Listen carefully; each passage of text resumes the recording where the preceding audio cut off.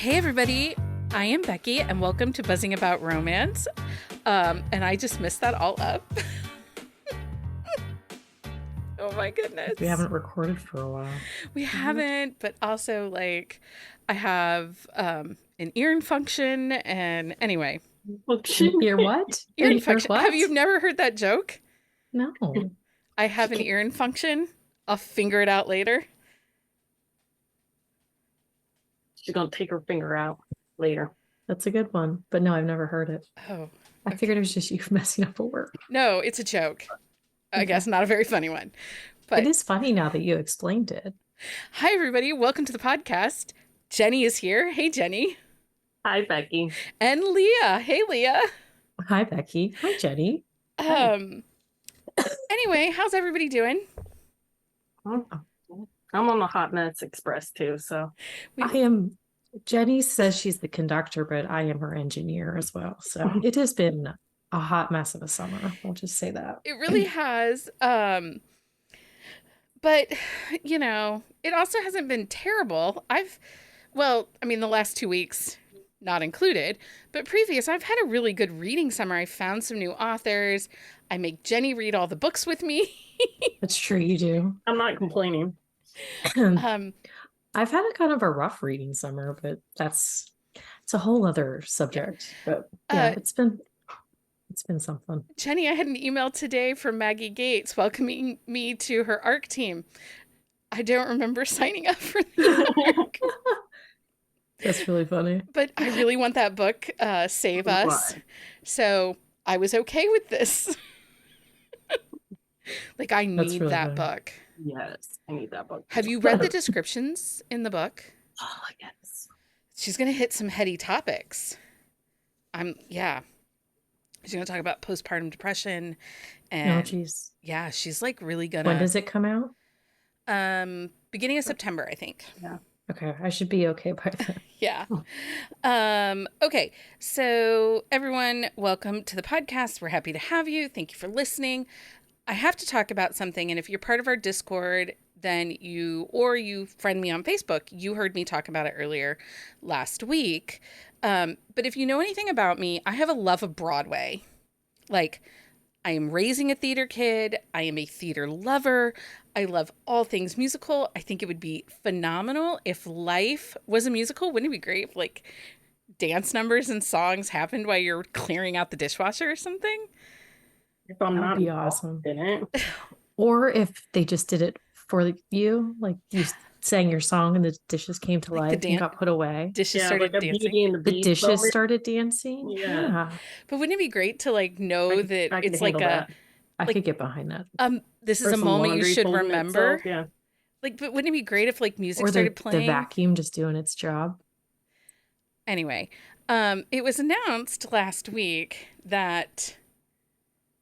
Sorry, we lost everybody there for a second. So I was saying it was announced last week that Nicholas Sparks, his fucking devil, I can't believe I just said his name. It makes me cringe. Anyway, his book, The Notebook, is being turned into a Broadway musical set to premiere in the spring of 2024. I'm curious how that's going to happen. It's not musical. Yeah. I fucking hate it. I know you do, but I'm just saying, if you're looking at it from a different standpoint, not of who wrote the book, I don't know how they're going to adapt that into a musical.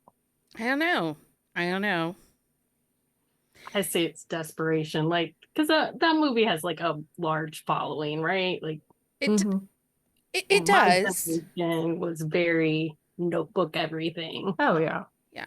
I think that some of it is, if you follow Broadway news since 2020 and the pandemic and the reopening, shows are losing money.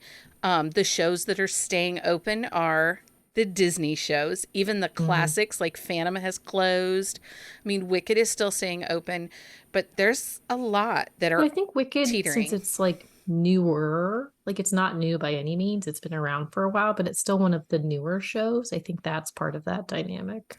Yeah. So, I think they want something that is got a cult following, that is going to bring the people in, and is new and different and not Disney. because Yeah. a lot of Gen Z.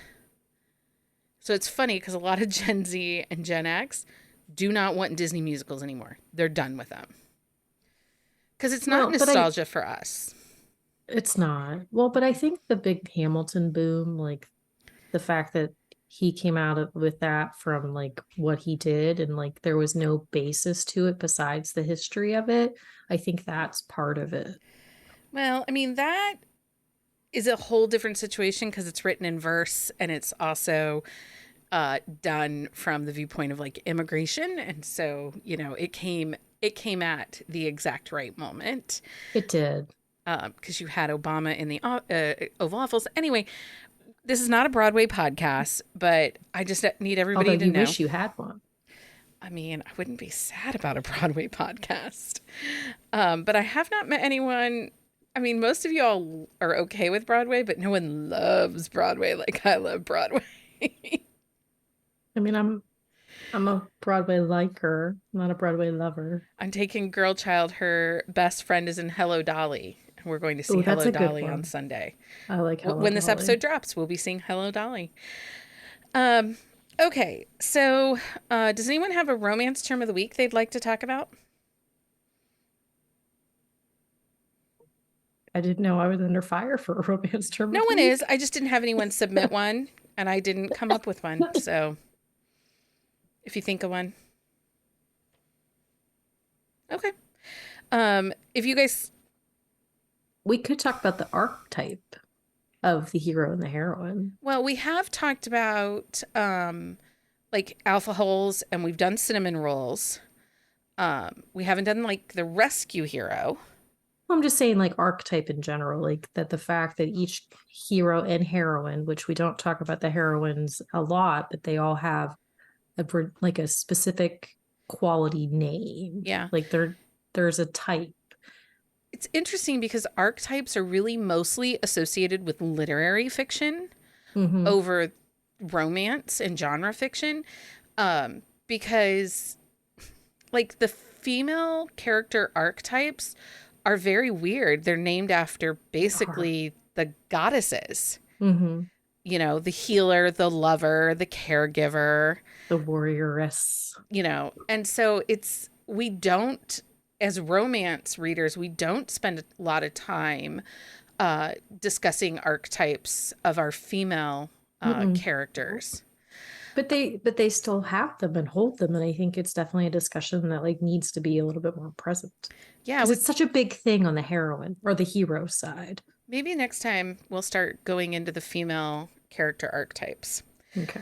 Okay, look for that coming soon, you guys. Or if you have a word in literature or romance that you would like us to define for you, send us an email. So on this episode of Buzzing About Romance, we are talking close proximity in the office. We are going to break down why it is close proximity and not forced proximity. We're going to talk about the boss-employee dynamic versus just coworkers or mutual employment. We've done several episodes on difference between close and forced proximity, but here's some refreshers to take note of why we are being very clear that coworkers is close proximity. Yeah. So, close proximity. They are often within each other's realm, but are not there against their will or outside of their control. So, if you work with somebody you hate, you can quit. Yeah. No one's holding you hostage in the boardroom. I mean, maybe your bank account is holding you hostage, but a person is not. Right. I always tell my kids, you always have a choice. You just don't like the consequences of the other choice. Right. Yeah. Right. It's just like, everyone, it's starting to become a pet peeve, the mistroping of this, of close versus forced proximity. So much. Felt like and Grumpy Sunshine too. That one is like a whole other one. But anyway.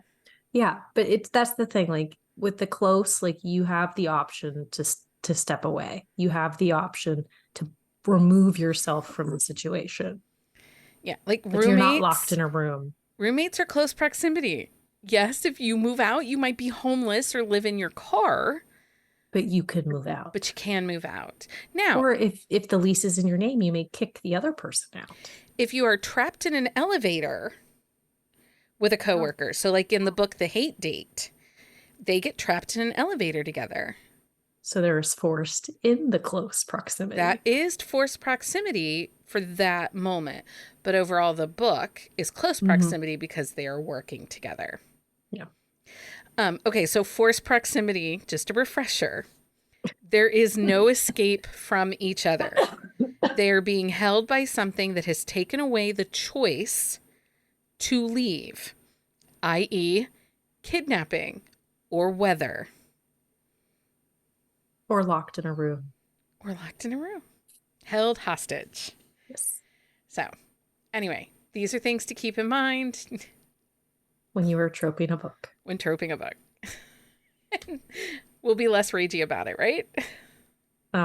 No, but we'll pretend. We'll pretend to be less ragey. Okay, so we picked this one. We decided to talk about coworkers. And so we're going to break down coworkers, boss employee. She's the boss. And kind of differentiate a little bit of these. So Jenni, you said before we started, you've read a lot of coworker romances. Right. And A lot of them are fake, like fake relationships go hand in hand with workers, it seems. But yeah. They do. Now, one of the things I will say is we are not going to touch on the nanny, single dad coworker dynamic. We are really staying focused like corporately in the office. Well, not all of mine are in the office, but it is like business minded. Okay.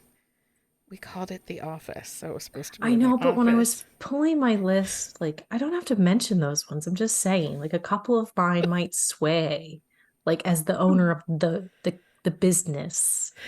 So it's still corporate minded in a sense. Okay, let's talk about, because within coworkers, if they're simply coworkers, there's not as much of a power dynamic in a coworker relationship.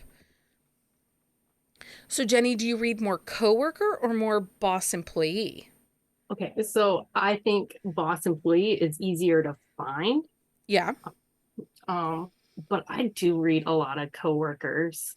And usually it's like one person like coming in, like just starting. That's when the book starts, right? Right. So it's not like long time coworkers. But yeah, I do read a lot of coworkers. Like same level of power, job description. It's interesting because so same thing, we probably won't talk about rock star romances because a lot of times those are coworkers, but it's not really an office corporate setting because that would be more of like a travel. Yeah. Well, I mean, there's kind of like a boss. Well, I guess it kind of depends on how you work that dynamic. Because if it's like one of the band members and the manager of the band, or like one of the band members and like their PR person, like there's kind of that boss employee dynamic. There's a lot of different dynamics. Like Becky and I did a quick shot of Rising West not too long ago, and like, I mean, he comes into the band, so she's kind of the boss, but they're also not at the same time. Yeah. I feel like with that, like it depends on like the scenario in which they're in the book, like whether the band person is the boss or the lay person is the boss. You know what I mean? Like that one's it kind of flows. It's fluid in the boss coworker essence. I do agree with Jenni. It's a little harder to find just coworker romances versus boss employee. I definitely have more boss employee than I do coworkers. But recently we've had some discussions over in Discord about people not really loving some of the power dynamic. And you do have a lot of power dynamic when it's boss employee. You do. I've found that I don't have a ton on my list, but I found that I read a lot of like boss assistant. Yeah. But like Jenni said, those lead to like the fake relationship trope a lot of times because the boss always asks the assistant to be their fake girlfriend or fake fiance because they know them, like they run their lives, like they are the people that know them best. Yeah. So I also find that in the coworker dynamic, there tends to be a lot of instant connections. Or even in the boss employee, like she's walking in, like she walks in for the interview and He's like, I shouldn't hire her, but he does anyway. Yeah, like I'm instantly, intrigued by her.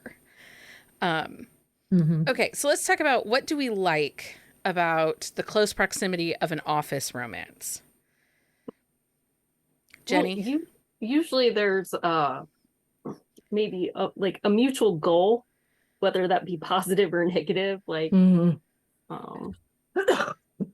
yeah, they might be against somebody, or like there's a merger taking place. And so they're both working towards that same goal, or maybe if they're coworkers, they're like competing against each other for a position. So there can be different dynamics, but they both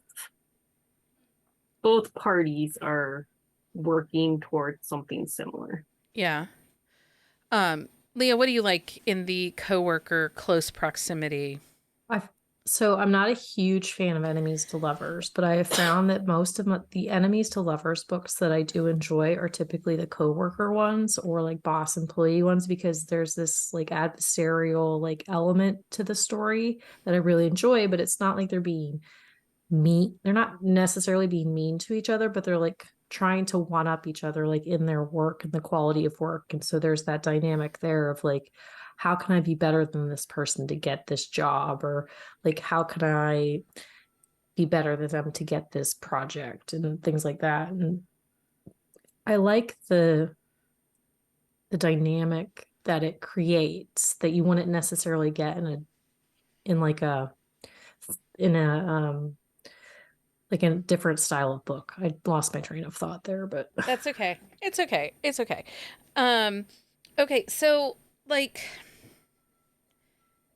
do you find that most of your boss employee ones are like CEO corporate? Because for me, they are. But I have a feeling that Leah's are probably more security force. I don't think I think I only have one or two suspense books on my list. Really? Because when I was making my list, I really tried to pick books and authors that I don't necessarily talk about a lot. Okay. Okay. I just thought of another book, so now I had to look it up, and I did too. I'm like, oh, fantasticfiction.com. What is this book? Okay, and then I'm going to save the She's the Boss stuff for the second half here because I want to get through. I have thoughts on the She's the Boss. One, we don't get enough of it. No. So we'll save those. Let's get through. Let's go with coworker book recs. Okay, Jenni, tell me a coworker book rec that you really liked. Well, that's more girl boss. So, there's the Work For It series, under Smarty Pants Romance, and Allie Style writes rom-coms, which is completely different from her like independent stuff, completely different direction for her. But Play Smart, they are coworkers, and if you read these books, you know who Chad is, and there's Peanut Mermaids, and yes, exactly. Okay. And there's like corporate espionage, and so again, working towards that similar goal of like having to deal with the Peanut Mermaids and keeping your job. I think we need to read one of these because now I need to know what a peanut mermaid is. What is a peanut mermaid? Apparently, it's exactly what it sounds like. It's a peanut mermaid. But I'll get you a picture. Yes. Okay. Leah, I believe this is the is it real? Is it a real thing? It is in these books. It's not in real life. It should be though. I That think we're sounds gonna like need to something I do a would quick really shot enjoy. on one of these books now. Yes. Okay, Leah, Okay, coworkers. so this one, it's actually a sports romance. So it is Blocked by Elise Faber's book one of her Gold hockey series. This one kind of like bends the rules of hockey, also because it is a female goalie as the heroine, and the hero is one of the male players.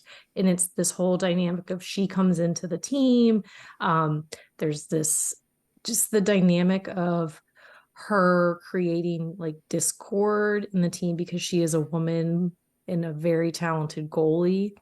And the story behind some of the way in which their relationship plays out is interesting. But I love the fact that Elise Faber really focused on that female hockey player aspect of it, because you don't get a lot of that in hockey romances. You don't. And I have a hockey romance. It's Camden by Sawyer Bennett. It's her latest release in the Pittsburgh Titans series. He's a hockey team member, but Danica, the hero, runs the charitable foundation that Brienne just started for the hockey team for wives, widows of injured or lost athletes. And so there is some coworker dynamics, but we also see it. So I was thinking about this. Sawyer likes coworkers because we saw it with Gage's book. Jenna works for the corp. Well, Gage was a player. yeah.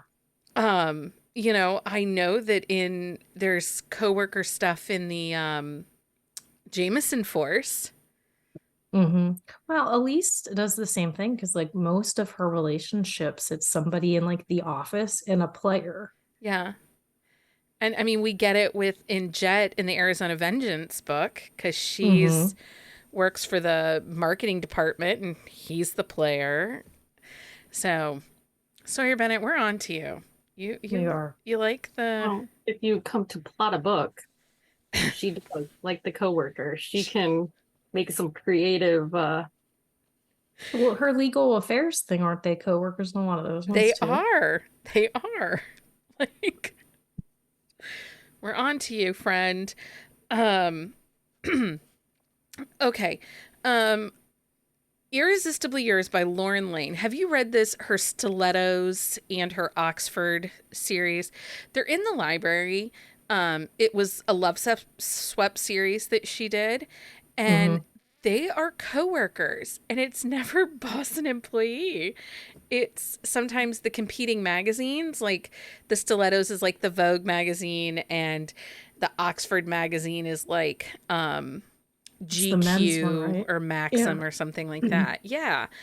And so like Lindsay and I did a quick shot on Irresistibly Yours, and they're both competing for the on-staff sports editor position.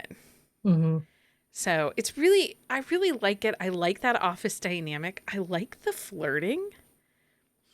I also cannot tell you how many times like authors use I want to bend her over the desk. Like if I go into a corporate office, I'm not sitting on a couch if they have one in their office. Or leaning against their desk. Or touching their desk. I'll just stand. I'll stand and not touch a doorknob. Oh yeah. Like, because there's a lot of sex happening in offices. There really is. Yeah. And Okay. against office doors too, so how are you even getting in and out of there? Right? This is very questionable things happening. Leah, do you have another coworker book?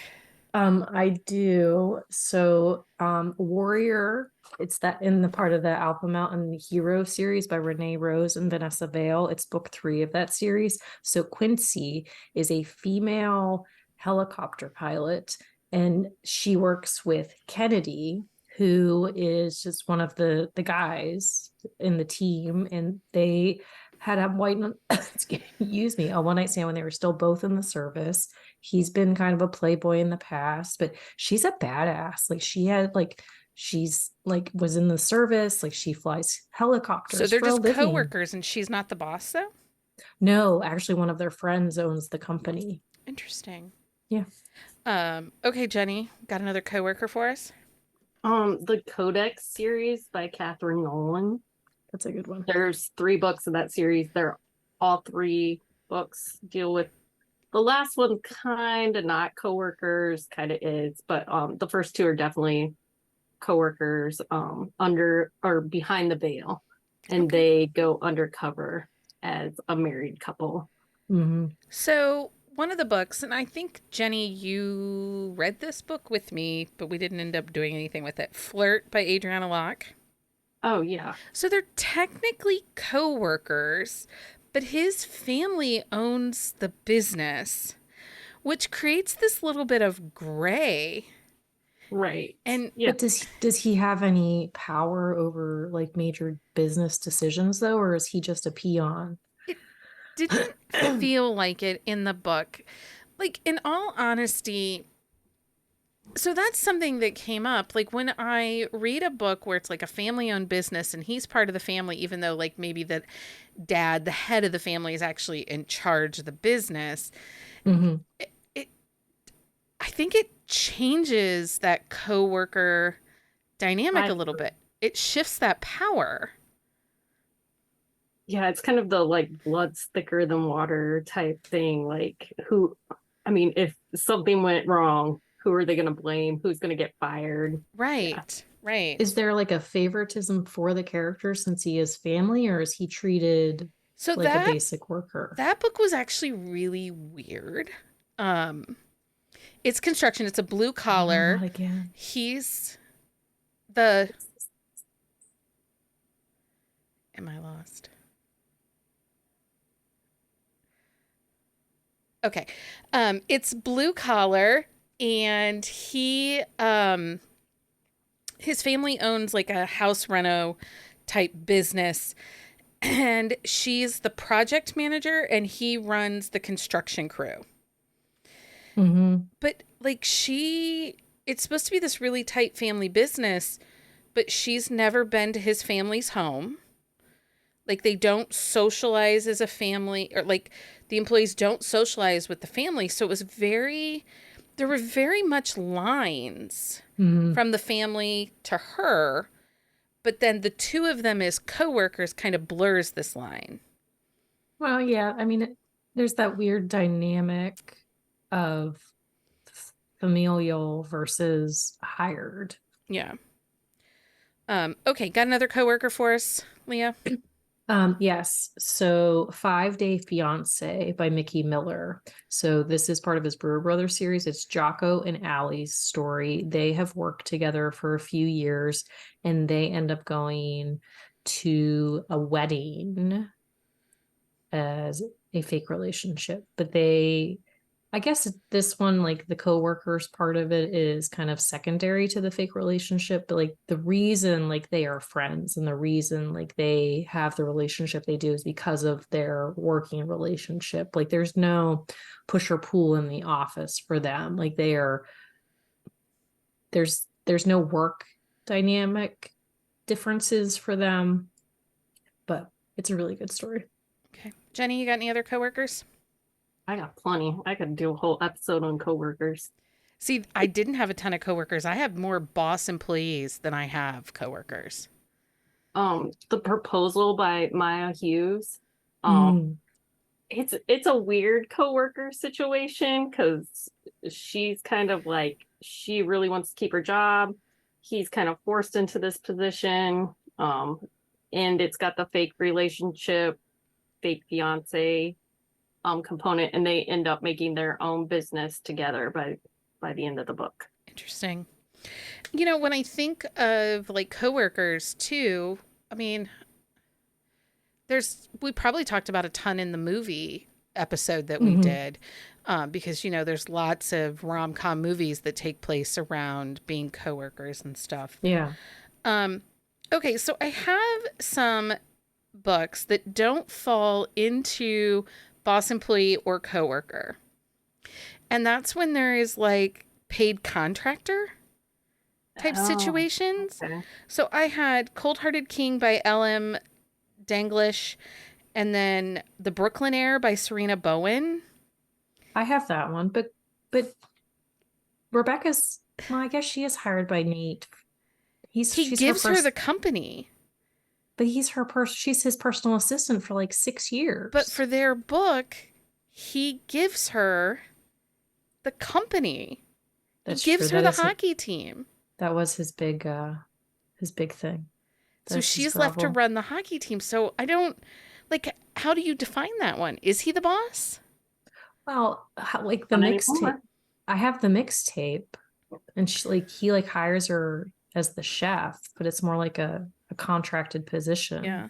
and I he's not also, really there. the Boss Project by Vi Keelan, she's hired, she's a therapist that's hired by the board to evaluate why employees keep leaving and quitting, and Hmm. about the environment, like the work environment. And he's the head of the company. Spoiler alert, he's the reason everyone keeps leaving the company because he's an asshole. But but Vi Keelan and Penelope Ward, boy, do they like to write an office romance. Yes. They really do. Yeah, we need a name for this kind of like, yeah, client. Yeah. Well, but Hey. I guess like in Man Candy by Vanessa Vale, like Mav comes to town like to kind of But oversee. he's the owner. He is the owner. He's the boss. That's true. And he's running that division and not the overall conglomerate that the other brother is running. Silas has, yeah. Right. That's true. Yeah. There's definitely a different dynamic when you're an outside force, Hmm. not within the company. Yeah. Hmm. So it's just interesting because, again, it's close proximity. It's not forced. Your contractor, because like in The Cold Hearted King, in that book, she works for an architecture company that's been hired to create the design for his hotel chain. Hmm. And so she comes in and, they are working on the project together, but he can't fire her. I mean, I guess he could ask her to be removed from the team, but she doesn't answer to him. Right. Like he's just somebody's above him that makes those decisions. Well, no, he owns the company, but she has someone above her. Like there's somebody between, because like Yeah, she's an to deal associate. what's made with her. Oh, Yeah, yeah. he's I the, gotcha. I was thinking the other direction. and as I sit here, you know what author I think about? Sydney Landon. People do not give her enough love, but she has a hotel series that like Hmm. she runs the coffee bar and he is the head of the hotel. And Mhm. anyway, I do read a lot of Boss Employee, don't I? Okay, let's move on to Boss Employee, which can become a sticky wicket because of the power dynamic of he's the boss. Um, and I don't mind it in my romance because, again, I like a power dynamic. Hmm. I like a boss employee, I also but my favorites tend to be the one where the boss is an alpha hole too. So I or have a just type. straight up asshole.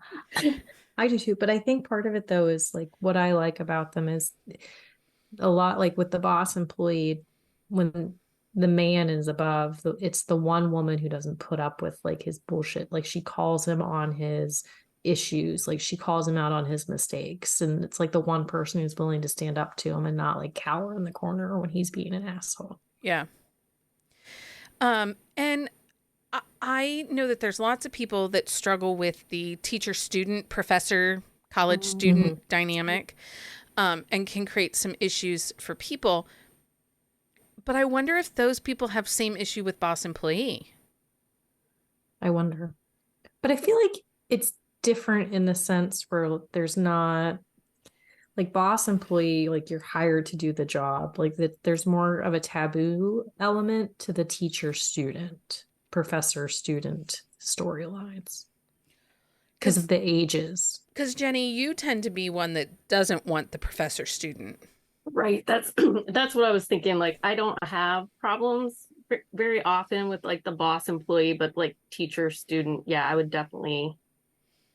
I mean, it's got to be really well done, and yeah, take into consideration a lot of different things. But you also like college, like you get into the students technically paying tuition. So like, who's really the boss? Like, Right.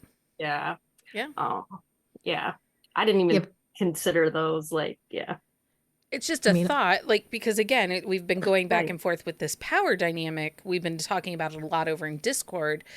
And as I was writing boss employees down, I'm like, I wonder if people struggle with boss employee are the same people that struggle with maybe professor student. it might depend for some of the people. Like, I mean, I can't speak for myself because honestly, professor student doesn't really bug me too much. But what the gap is and like the night, like the maturity level of the assistant, Yeah. I think might make a difference too. Um, okay, so let's talk boss employee. Okay. What other than sex in the office all the time? What do we like about this? Now, I have to tell you guys, I read a very early copy of a Natasha Madison book coming up, and I did a proof on it, and she has a boss employee situation, and the employee is a hoot and a freaking half. Like, I'm just going to say animal crackers and apple juice, and you can't find anything out till November. That's all I'm going to say. Now I'm like picturing like an owl animal cracker. This Yeah. person is, yeah. Yep, just animal crackers and apple juice. That's all I can say. Um, it's going to be a whole thing come November. A whole thing. A whole thing. Okay, so boss and play. What do you like about these, Jenni? Um, Again, I'm gonna sound like a broken record, but like the shared goal, um, like Leah was saying, like usually like we read a lot of like CEO or like PA, like these people are like up in each other's business most of the time. Yeah. And they're not giving each other like they're not gonna take your crap. Like you can tell that to everybody else out in the office, but like yeah. No, I agree. You know who really runs the show, even though you sign the check. Right. Leah, what do you like about these? A lot of times it's the will they, won't they type of story. Like they have that attraction, but she's my employee.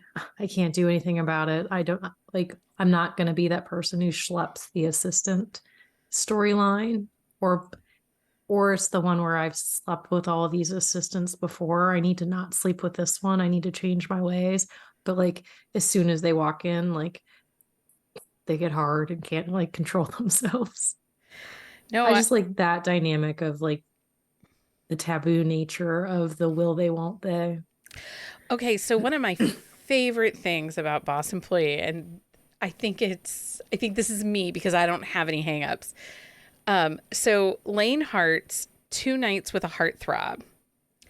She is his assistant, and part of her job as his personal assistant is she's got to get rid of the girl the morning after. Like she has to throw, he's a playboy, he's a player. She has to throw the other women out. And I love that because it's enemies to lover vibes without the anger that comes with enemies to lovers. Like, she threatens to like, you know, cut his dick off or whatever, but it creates this great banter and this angst because, like she's attracted to him, but also she sees what a dog he is. But I love that. I love that it's her job to go in and clean up the night before's mess. But I mean, sometimes I like that though, because like it's that one person that they're willing to change their ways for. yeah. Well, yeah. And what happens that creates that moment? And I think that's what I like in these is there's going to be an upswing in action that is going to create a moment that things turn. Is it she bends over or, and he The just desk. realizes he's attracted or whatever? Is it the desk? Is it she wears too short of a skirt? I was thinking about the Catastrophe King or Catastrophe Queen by Emma Hart. Has anyone read that book? I haven't read that one yet. So yesterday's underwear falls out of her pants as she's walking across the street, and he hits her with the car and then tries to give her her underwear. And then she realizes that that's the guy that's going to interview her and be her boss. Oh my God, that's terrible. It's so hilarious. funny. It is so funny. And the audiobook on that one, you guys, hilarious. Hilarious. But yeah, like, I love those moments that just, here's your underpants, pink flamingos. I mean, I don't know. Because I'm trying to think, there was another one that I read where she's like the new assistant, the temporary assistant, and like her underwear falls out of her pants on the floor. And he's like, isn't that the worst? Carry your underwear around. Like, well, but they like get stuck in the pant leg. I don't rewear pants. Like, you know, like I wear new pants every day. I'm not a rewear, but also clear your legs if you are. Like, shake them out. Yeah.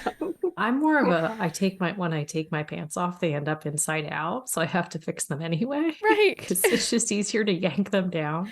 But I've seen that happen a couple times. Listening, but I've seen that happen a couple times. Anyway, Jenni, share a boss employee book rec. Boss employee.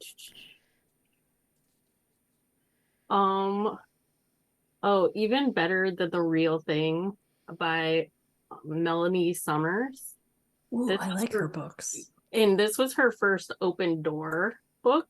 And she needs a painting from this lace. And he happens to be the person that has recently inherited the place. Interesting. So there's a lot of different dynamics because, yeah, he owns it, but he also needs a fiance. And okay. Leah, what about you? A boss employee? Okay, so my first one is by Melody Ann. It used to be called The Billionaire Wins the Game, but now it's just Wins the Game because she's retitled some of her original like Anderson stuff. So Lucas is an Anderson, and his dad hires Amy as his assistant. They bang it out. She ends up pregnant, but she's his assistant, and it's just delightful. So this will be the only Megan Quinn book I will ever recommend. Oh, I know which one it is too. And the only reason I will recommend this book is the love of office supplies.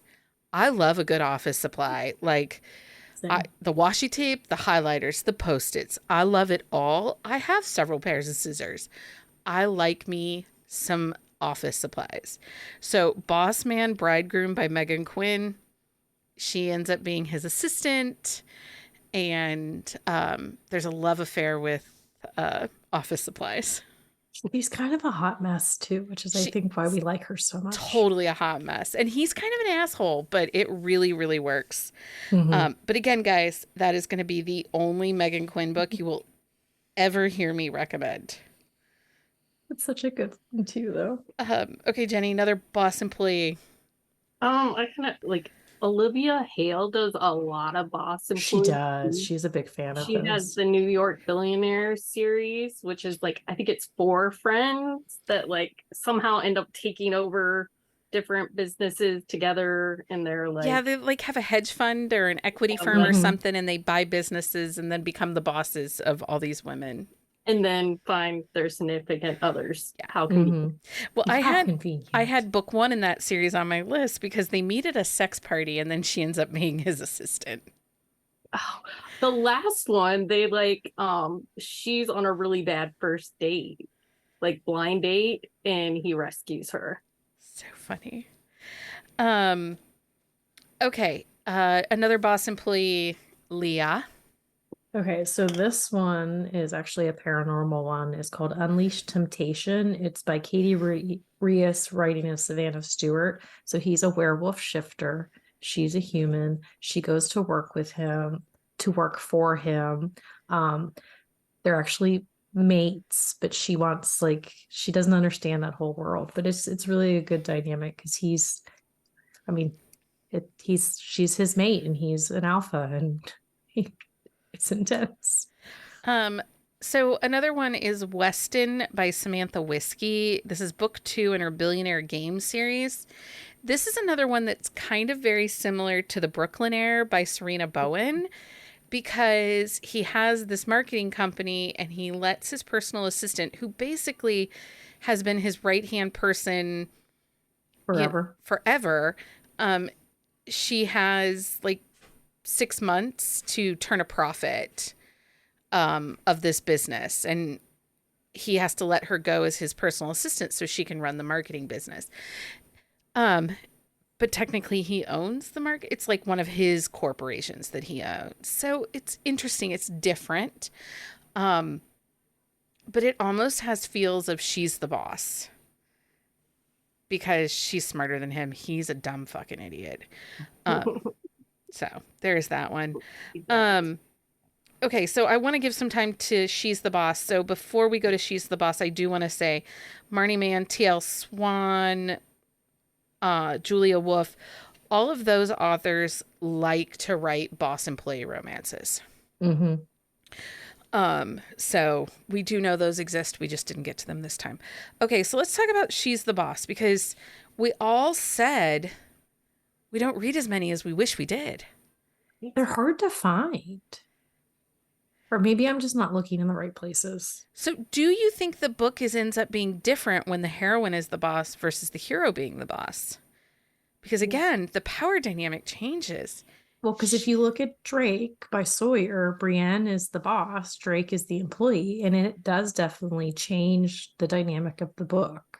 Well, he ends up being a bigger asshole because she's in charge. Because she's in charge, and he doesn't want anyone, doesn't want anyone to pick up on that. And the bombshell effect by Carla Sorensen, it's the same thing. So Allie inherits the football team and Luke is the quarterback, and he's pissed off about the fact that this woman is coming in to like be in charge of things.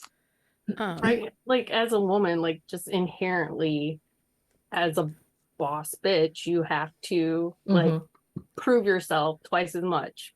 Well, and be kind of a bitch. Yeah, it's really interesting. So Carrie Elks, we all know how I feel about Carrie Elks, right? We do. So like in her Winterville series, the Winterville children all are equals in the business, but they come up against different type of heroines or heroes that are their love interests.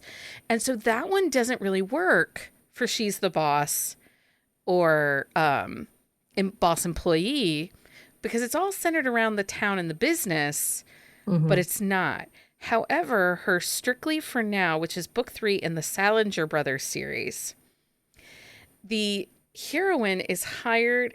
First of all, her family owns the team, but she comes in as a consultant to straighten up the team because her grandfather's a little bit of a senile guy that, broke his leg or his hip and needs some help. And the hero of that book he's the coach.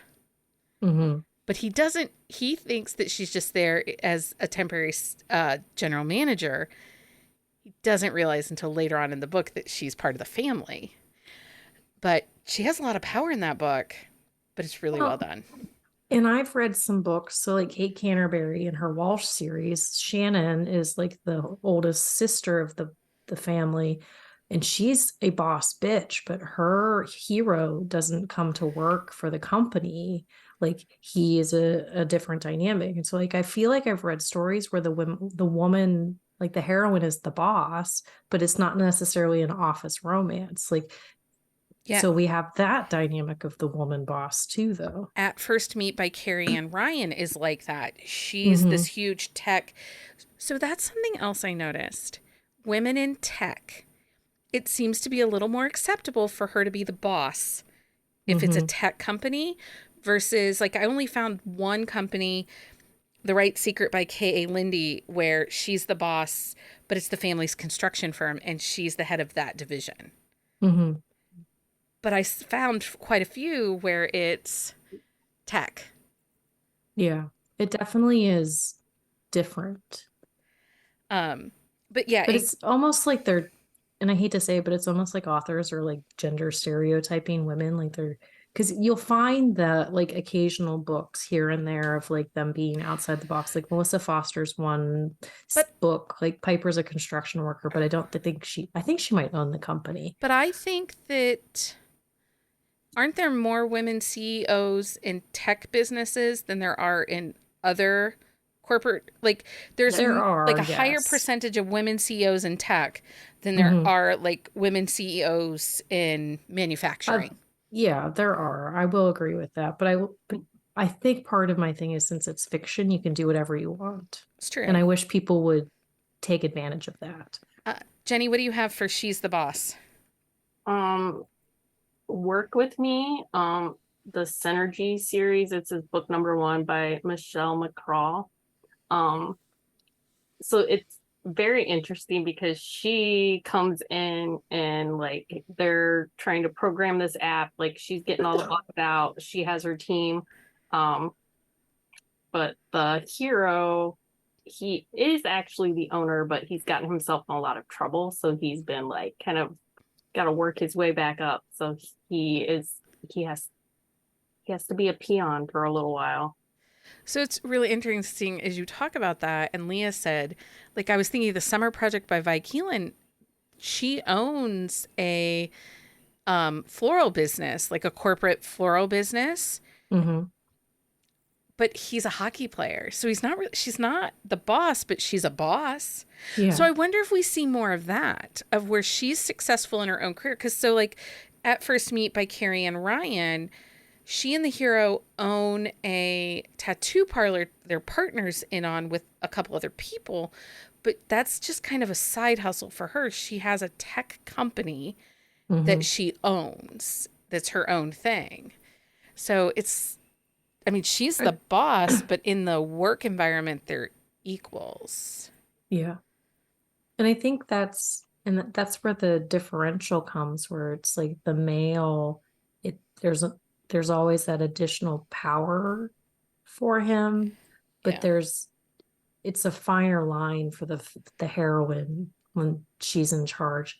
And I think that's the hardest thing is there are books where the heroine is like the boss and he's the assistant, but they're few and far between. But if you're listening and you have recs for us, let us know because I would love to read more of those types of Yeah. books just to see how the authors create that environment Jenny, do you have in more that way. She's the Boss? Um, so Street Smart is book 1 in the Work For It series by Allie Stiles. This is where you meet the Peanut Mermaids. Yeah, Peanut Mermaids. They do. Chad is he's a character, but she is the boss and he is the intern. Okay. That's an Oh, I interesting, like that. interesting. Leah, do you have any more She's the Boss? No, because I had a hard time with like finding Yeah. that. Like What I else? said, it was she's the boss of it, but not like together. What do you got? Any others, Miss Jenny? I figured you were gonna say The Game. Oh, no, but I have that book for something else that I was doing. Um, okay, I'm obsessed with this book. I By love, Vi Keelan. I know, right? Yes. So she's the owner of the football team and he's the quarterback. Right. She's so smart, but she's so smart outside of the football stuff. Yes, I think that's what broke me in. I mean, it's an amazing book, but like she's not the stupid like, oh, I just fell into this, like, oh, I'll Yeah. do what I can. She like Hmm. she knows her stuff. So Sawyer Bennett has another one. I think it's Riker's book 2 or 3 in the Cold Fury, where she's the general manager. Now her dad owns the team, but she ends up dating the goalie. Um, but again, she takes this very smart approach. I mean, she's hired on her merit. Like she has this formula that she's going to use to um, dynamic out the team and stuff. That's probably an episode we need to do. Just I like thought of another one. boss So babes. Xavier Neal has one. It's called The Owner. Mhm. Harlow, I, she actually ends up being the GM to a hockey team. She inherits it, and her hero is one of the hockey players. His name is Brendan. He's kind of a screw up, but the two of them are kind of hot messes, but they're a hot mess together. But it's an interesting storyline the way it plays out, because she has just inherited the team. Like they meet in Vegas, I think, and I enjoyed it. She had never written a hockey book, but So now that you bring this up, it made me think of Linda Eicher gameplay. mm, She inherits the hockey team, and she and her sisters do, and they become the owners and general managers. And I wonder again if it's easier for authors to write these women as inherited. owners of the hockey Uh-huh. team. Yeah. Right, But because how they're many of them come into it naturally though, too? Because like Brienne, her brother dies and she gets the team. Right. Allie, her dad dies, she gets the team. Harlow, I think it was her dad, he died, she gets the team. Like how many of them like get hired into that position? Yeah. Not that they're not capable and able.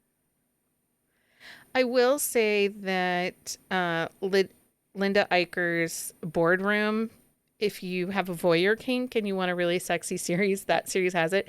And there are several coworkers and like she's the boss, Mhm.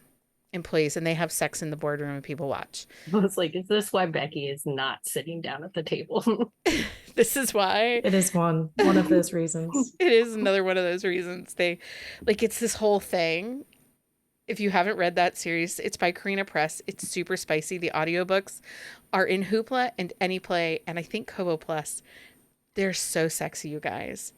Like, I'm sure we'll talk about them in our when Heather and I go to the other club Mhm. because we made that mistake. Okay, so are there any other boss, employee, coworker book recs we should absolutely talk about before we move on to the next thing? I seriously have a ton of books, so maybe I'll write a post up. That's a good idea. That would be great. Well, so I was thinking the RSVP by Lauren Blakely. So Harlow, she like blackmails her dad basically into getting this internship at the company. Well, but even the Tryst, they have the Tryst. He is an investment banker, but she owns her own cosmetic app. Mhm. Again, women in tech. Yeah. Anyway, I'm going to keep saying it wrong. That's a really good series, though, if you haven't read it yet. I know. Did you see book 3 is coming out? I saw the cover reveal for it today. Did. That book, I like that cover a lot. It's such a good series. It is. And those paperbacks are all matte with the flowers on them. Like, I hate flowers. We all know how I feel, but I have one in the flower. And so now I feel like I'm going to need all of them. Anyway. Yeah.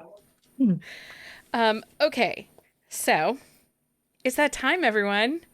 It's that time for book of the the week. Day 5072 without. We're never getting an echo. We just have to accept it. Maybe. I was told if I can upgrade things. I don't know.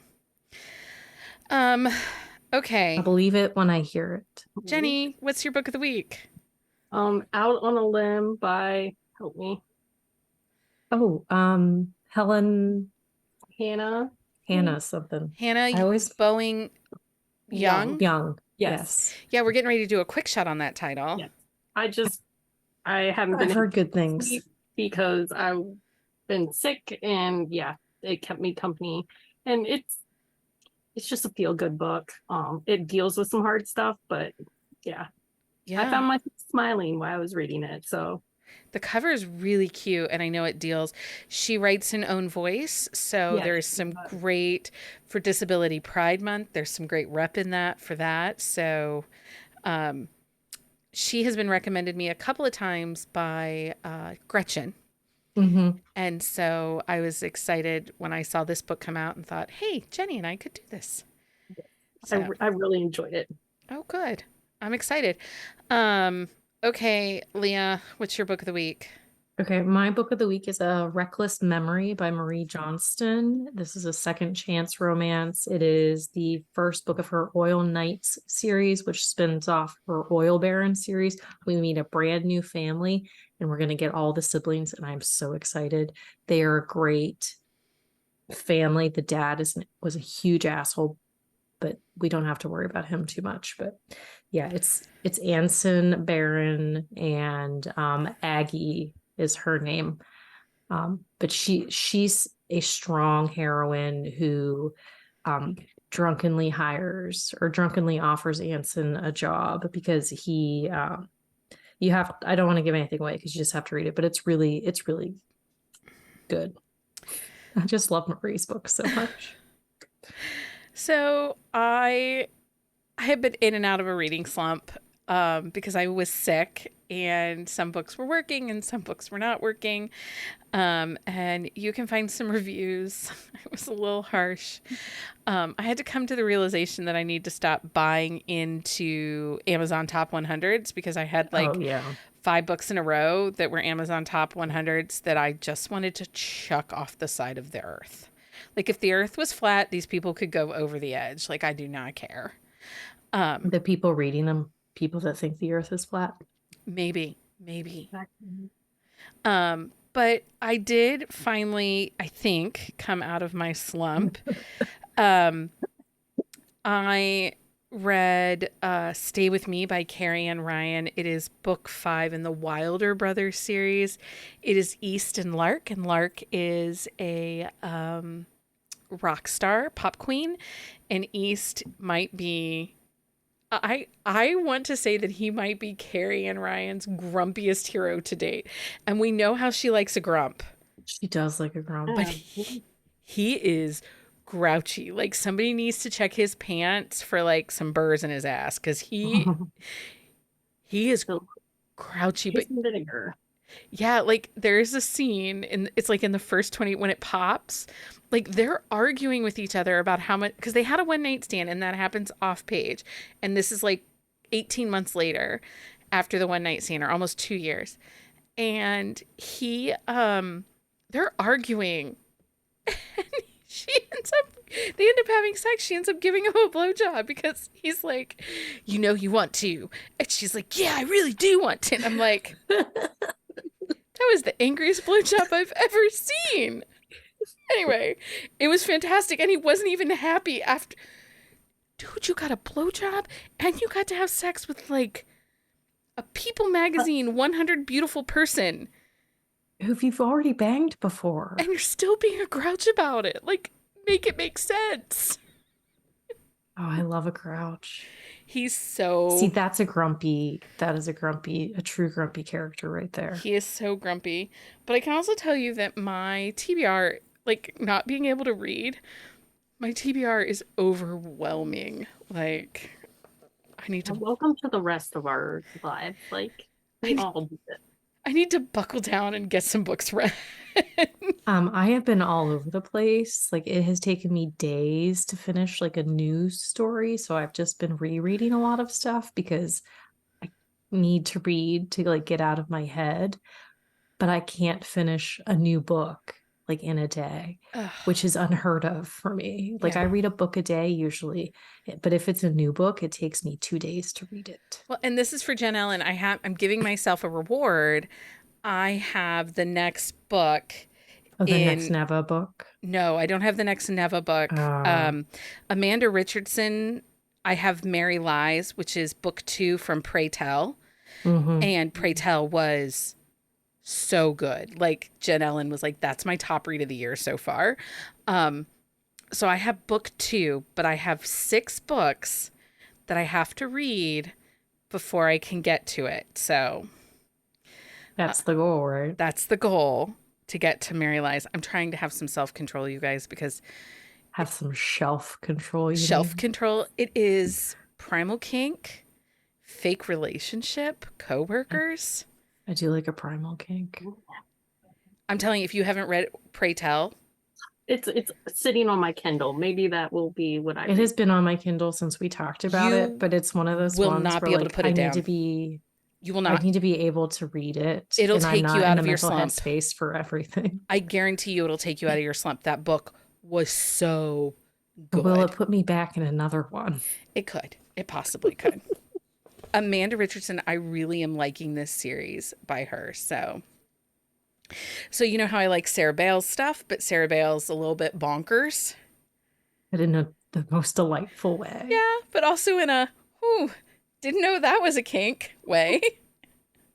I didn't know I liked reading that kink way. Amanda Richardson writes them so well, and they're just not as bonkers. At least not yet. I was gonna say, give it time. I do like Sarah Bale. Me too. I am looking forward to that Odin book. I know you got to read it, but I am looking forward to it. I finished it, but it'll be interesting to see how you respond to it because yeah, there's a lot. It's a lot. It kind of has the potential to be a little like that Bella J book where you rage read it because you're so fucking angry. Well, we all know I'm not reading that one. So Okay. doesn't end on a cliffy though, does it? No. No cliffhanger. Well, then I'm good to go. Okay, so Patreon update. We've had a lot of stuff happening over on Patreon, you guys.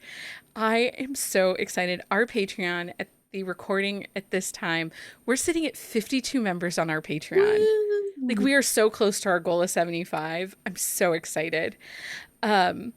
So swag packs are headed out. They went out. They went out. And so I'm excited that our swag packs were sponsored by authors Kennedy Mitchell and Melissa Foster. You got some great swag this time, bookmarks and stickers. Welcome to our new Patreon members. We have Dina, Kaylee, Julie, Allison, Lindsay, and Leslie. We are so excited you all are here. And we look forward to seeing you at book club and meeting you in all of our chaos. I'm really excited to share that celebrating 2 years in the Hive is Christina G.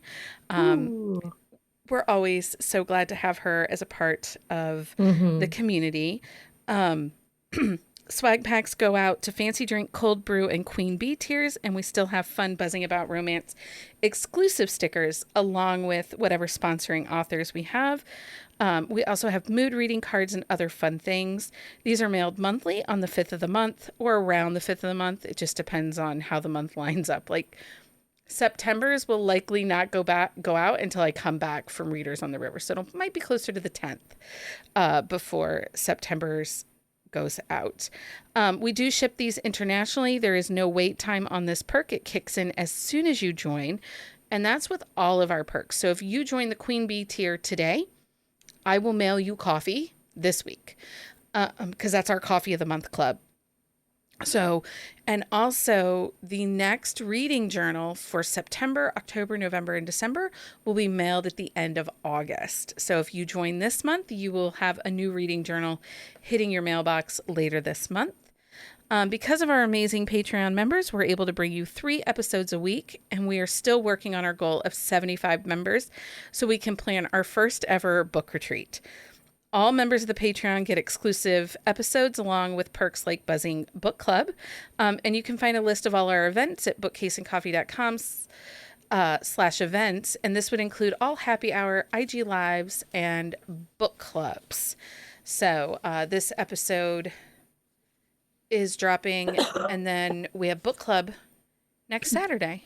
We do. With Aurora Rose Reynolds. Like, Aurora Rose Reynolds wants to come to book club, you guys. She's a delightful person. She's a delight. I'm super excited. Jenni and I get to meet her when we go to Louisville in September. Like, I know, I'm very jealous of you guys. I wish I could cannot go. wait. Anyway, so that's all the stuff for Buzzing About Romance. Thanks for hanging out with me tonight, guys. It's always a good time. Yes. Okay, just remember, close proximity, they can leave. Forced proximity, held against their will. Until next time, everyone. Happy reading, everybody. Find us on Instagram at buzzingaboutromance or on Twitter at buzzingromance. If you like the podcast, please leave a review. If you'd like to support us directly, join the Bookcase and Coffee Patreon and receive exclusive content only available to Patreon members. Check out bookcaseandcoffee.com for our on-the-shelf show notes.